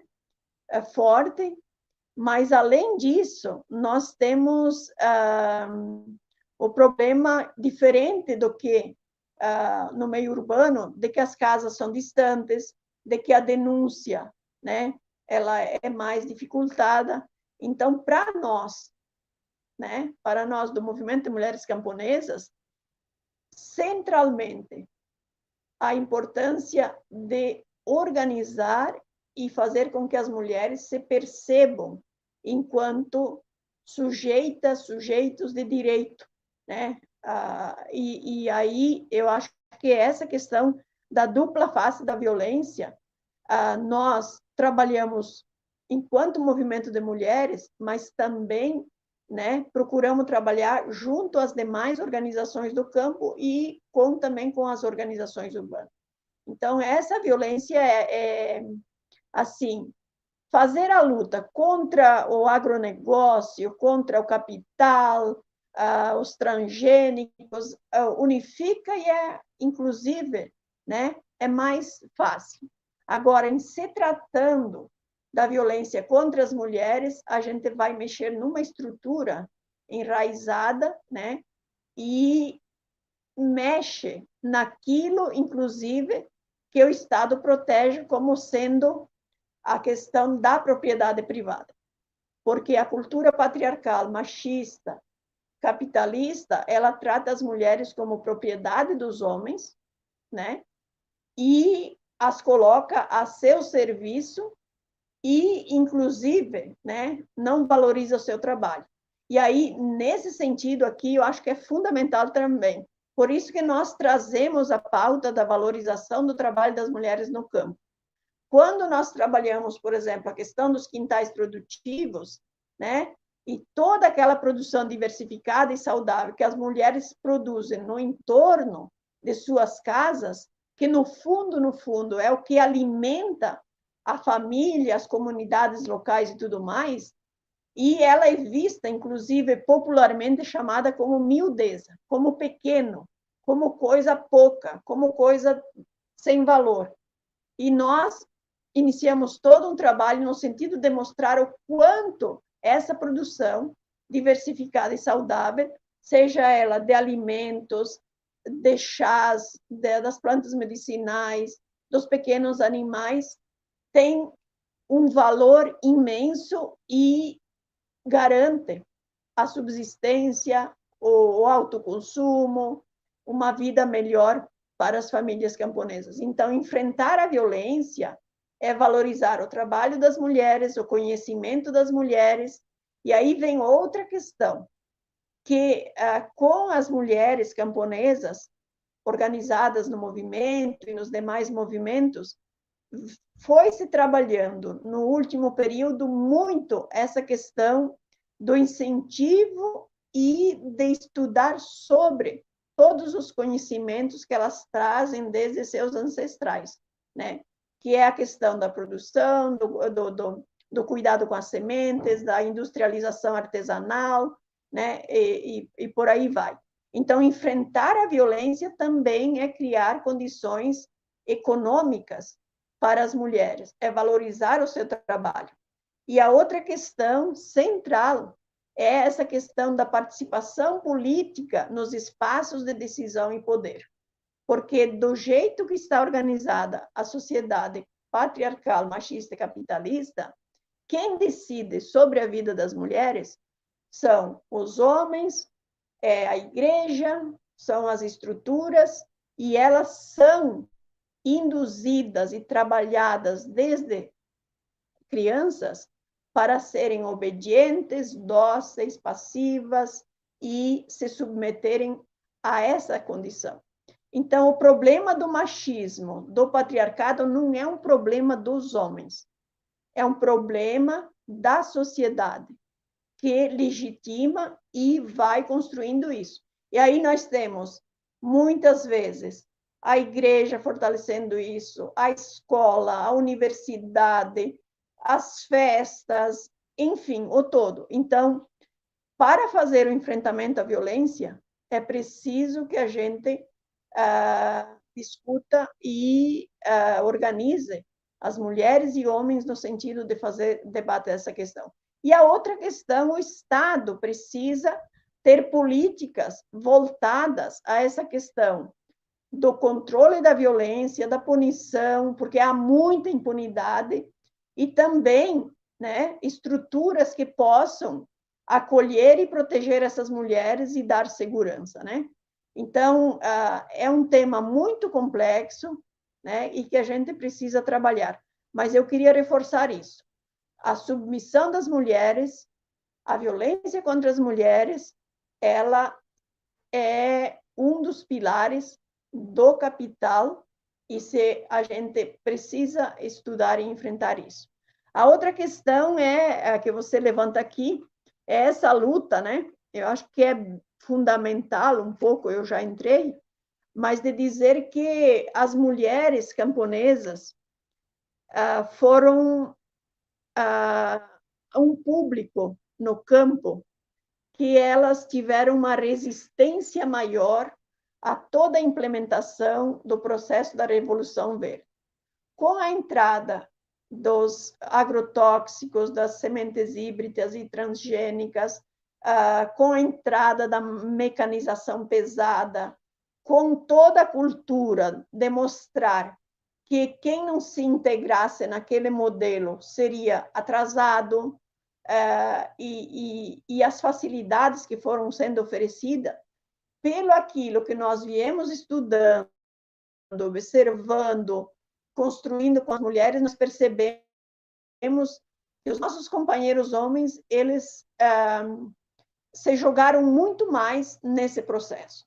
E quando nós, por exemplo, fomos desenvolver o projeto das sementes com as mulheres, né, nós percebemos que nas casas das mulheres havia muita resistência, havia muita semente guardada, havia muitos saberes na questão da industrialização artesanal de alimentos, de artesanatos, da criação de pequenos animais, e toda essa resistência nós fomos trabalhando. E hoje, se vocês assim tiverem oportunidade, mas visitando, né, os quintais produtivos das mulheres que foram se constituindo no movimento de mulheres camponesas, na Via Campesina e tudo mais, vocês vão encontrar, né, uma verdadeira biodiversidade, mas não só. Nesse momento de pandemia, por exemplo, os quintais ofereceram uma grande diversidade de plantas medicinais, de toda como é que se diz a palavra? Mas de toda uma transformação das plantas em remédios para o enfrentamento, para amenizar os sintomas, para aumentar a própria imunidade das pessoas. Também, né, a grande diversidade de alimentos, a solidariedade se fez muito forte, porque daí foram campanhas e continuam sendo campanhas e campanhas de doação de alimentos para quem tinha menos do que nós, né? Então, nesse sentido, os quintais, eles vêm muito nessa lógica. E aí, eu acho que quando você trata essa questão da agrofloresta, para nós, do movimento de mulheres camponesas, a agroecologia, então, ela nos orienta muito no sentido de que, para que se possa ter vida em abundância, é preciso criar um sistema de harmonia, um sistema de respeito, de coexistência, e as agroflorestas, os quintais, a criação de pequenos animais se somam num projeto de busca no sentido de fortalecimento dos territórios, de fortalecimento da vida camponesa, e por aí vai. Então, o movimento de mulheres camponesas, ele tem trabalhado muito isso. Ao mesmo tempo que faz a luta, né, no sentido das políticas públicas, no sentido de enfrentamento ao capital, dos grandes problemas, também lá no cotidiano, nos quintais, se trabalham também essas questões. E aí eu acho que é bem interessante aqui destacar que, para isso, é preciso fazer processos de formação, de capacitação política, ideológica, técnica, mas não no sentido de ensinar mas no sentido de ressignificar todos aqueles conhecimentos e aprofundar, né, para que se avance com técnicas para esses tempos, para esse momento da história e da trajetória. Então, assim, o movimento tem valorizado muito essa questão da organização dos grupos de base, das oficinas. Hoje nós temos, assim, nós chamamos as monitoras, né, do movimento, que são verdadeiras técnicas da agroecologia, formadas numa lógica de alternância, de estudo no movimento, com cursos estaduais, com oficinas nos municípios, mas com um tempo para poder aplicar os conhecimentos na prática, nos seus quintais, ao mesmo tempo que debate a questão das sementes, das plantas, da produção diversificada, debate a questão dos direitos previdenciários, debate a questão dos direitos às políticas públicas, debate a violência que as mulheres sofrem. Então, nesse sentido, eu acho que vale muito ressaltar aqui. É preciso fortalecer os movimentos sociais, né?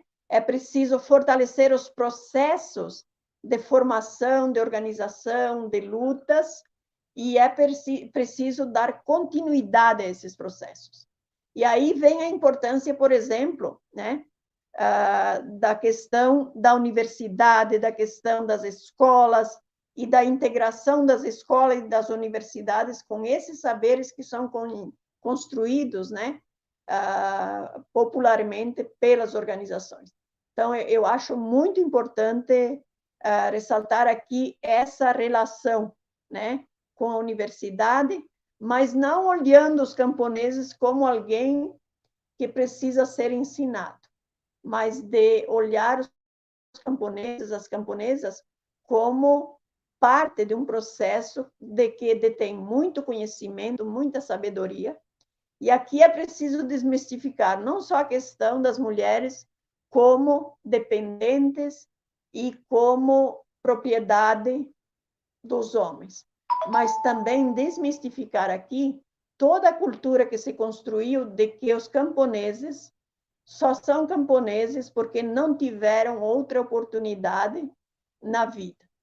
E eu queria dizer aqui que isso precisa ser desmistificado no sentido de que a profissão de agricultor, de agricultora, é uma das mais dignas. E podem crer, é uma profissão que detém muito conhecimento e muitos saberes, apesar de que a Revolução Verde veio e tentou destruir todos esses conhecimentos, mas a resistência nos processos manteve viva, e se for investido e trabalhado, é uma verdadeira fonte, né, de resistência, de enfrentamento nas lutas estratégicas para uma sociedade mais digna, com mais direitos, com igualdade nesse sentido. Então, eu queria reforçar, a agroecologia, para nós, ela não é só um plantio sem venenos. A agroecologia é um modo de vida, um projeto de sociedade, e é um projeto para o campo e para a cidade. Então, um pouco nesse sentido.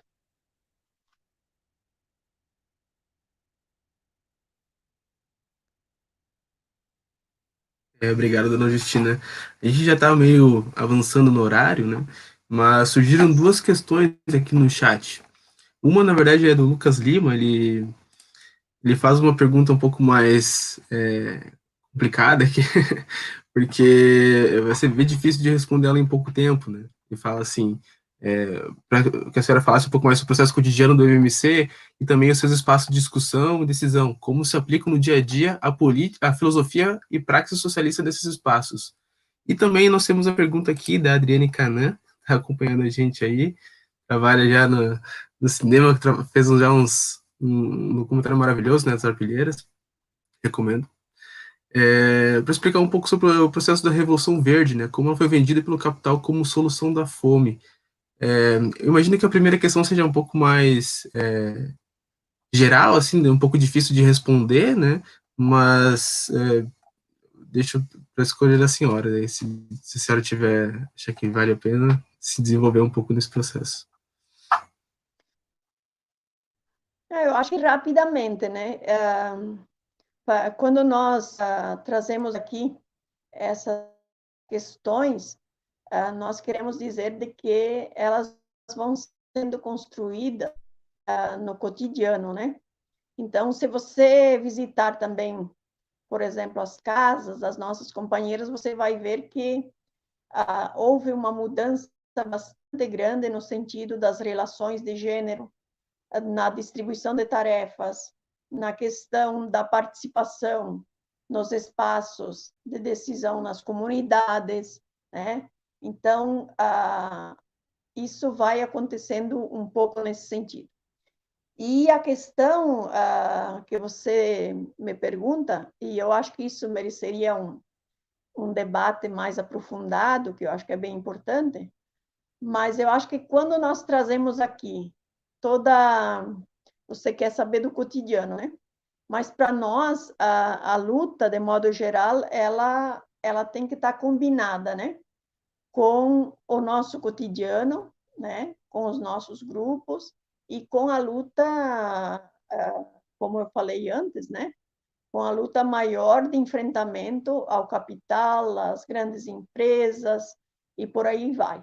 Então, quando nós falamos, por exemplo, da questão do socialismo, nós entendemos por uma sociedade onde você tenha mais igualdade nas relações de gênero, você tenha as condições dignas no campo do acesso à saúde, à educação, ao lazer, enfim, e que isso está no horizonte. Então, às vezes, a gente somos questionadas no sentido assim, mas vocês se dizem socialistas, mas e daí o tal problema, né? Eu acho que aqui é importante destacar essa questão de ter no horizonte, né, essa questão do direito, da igualdade, né, um pouco nesse sentido. Mas eu me coloco para um outro momento aprofundar esse debate de forma mais aprofundada, né?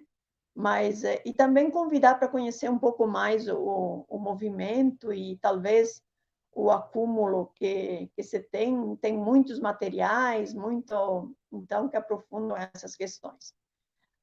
E quanto à questão da Revolução Verde, eu acho que é importante dizer, né, que ela chega trazendo a oferta dos venenos, do maquinário, da produção do monocultivo e a destruição de toda uma diversidade, e que para implementar o monocultivo de soja, de milho, enfim, os monocultivos que foram se constituindo, houve uma destruição muito grande.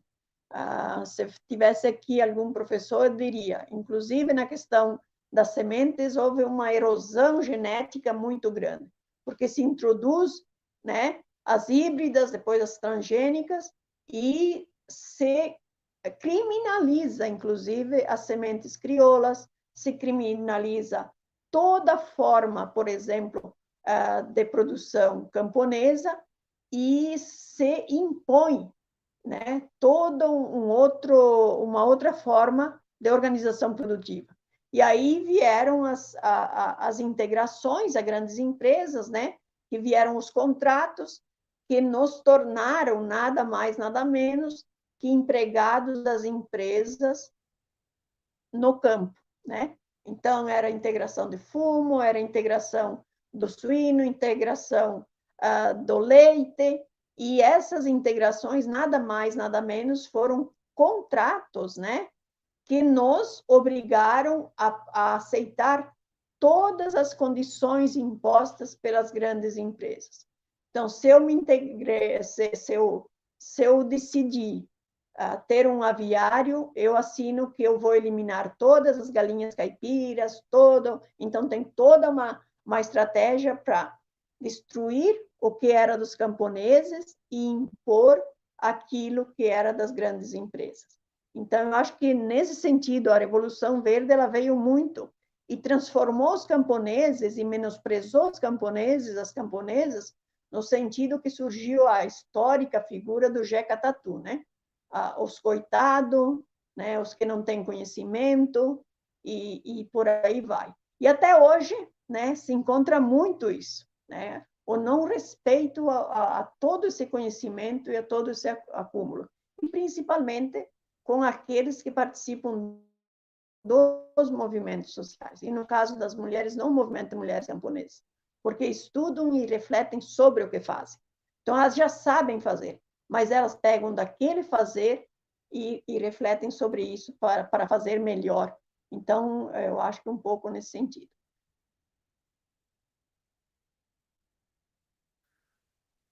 Bom, muito obrigado, dona Justina.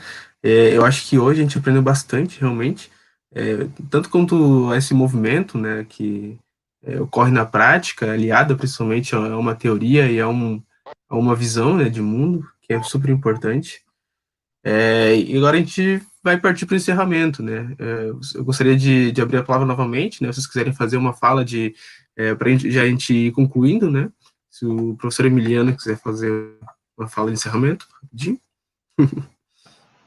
Não, apenas agradecer o convite, fico à disposição sempre do PET, do grupo de estudos de vocês, para a gente aprofundar esses debates. Infelizmente, tem um lado bom e o lado ruim, né, da utilização dos eventos virtuais, mas sempre estarei aí, podendo, que eu puder contribuir com vocês, fico à disposição.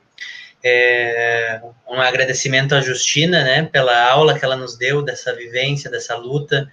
Sempre é muito importante, para mim, pelo menos, poder ouvi-las, né, as mulheres camponesas me ensinam cotidianamente, né, e me inspiram a seguir nessa luta da advocacia popular. Então, muito obrigado por poder compartilhar com você essa noite. Boa noite a todos e nos vemos aí.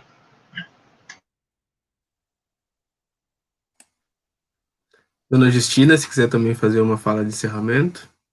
Sim, eu gostaria, assim, de agradecer, né, esse momento, porque eu acho que essa questão da proximidade da academia com os camponeses, as camponesas, e centralmente com suas organizações, é fundamental para construir, né, outros parâmetros no sentido de, depois, na atuação, né, das suas vidas, e não importa onde atuarem, né, no campo, na cidade, mas terem isso. Então, agradecer imensamente essa oportunidade, dizer para o Emiliano que eu me senti muito, assim, comungando das mesmas, né, ideias e tudo mais, nesse sentido.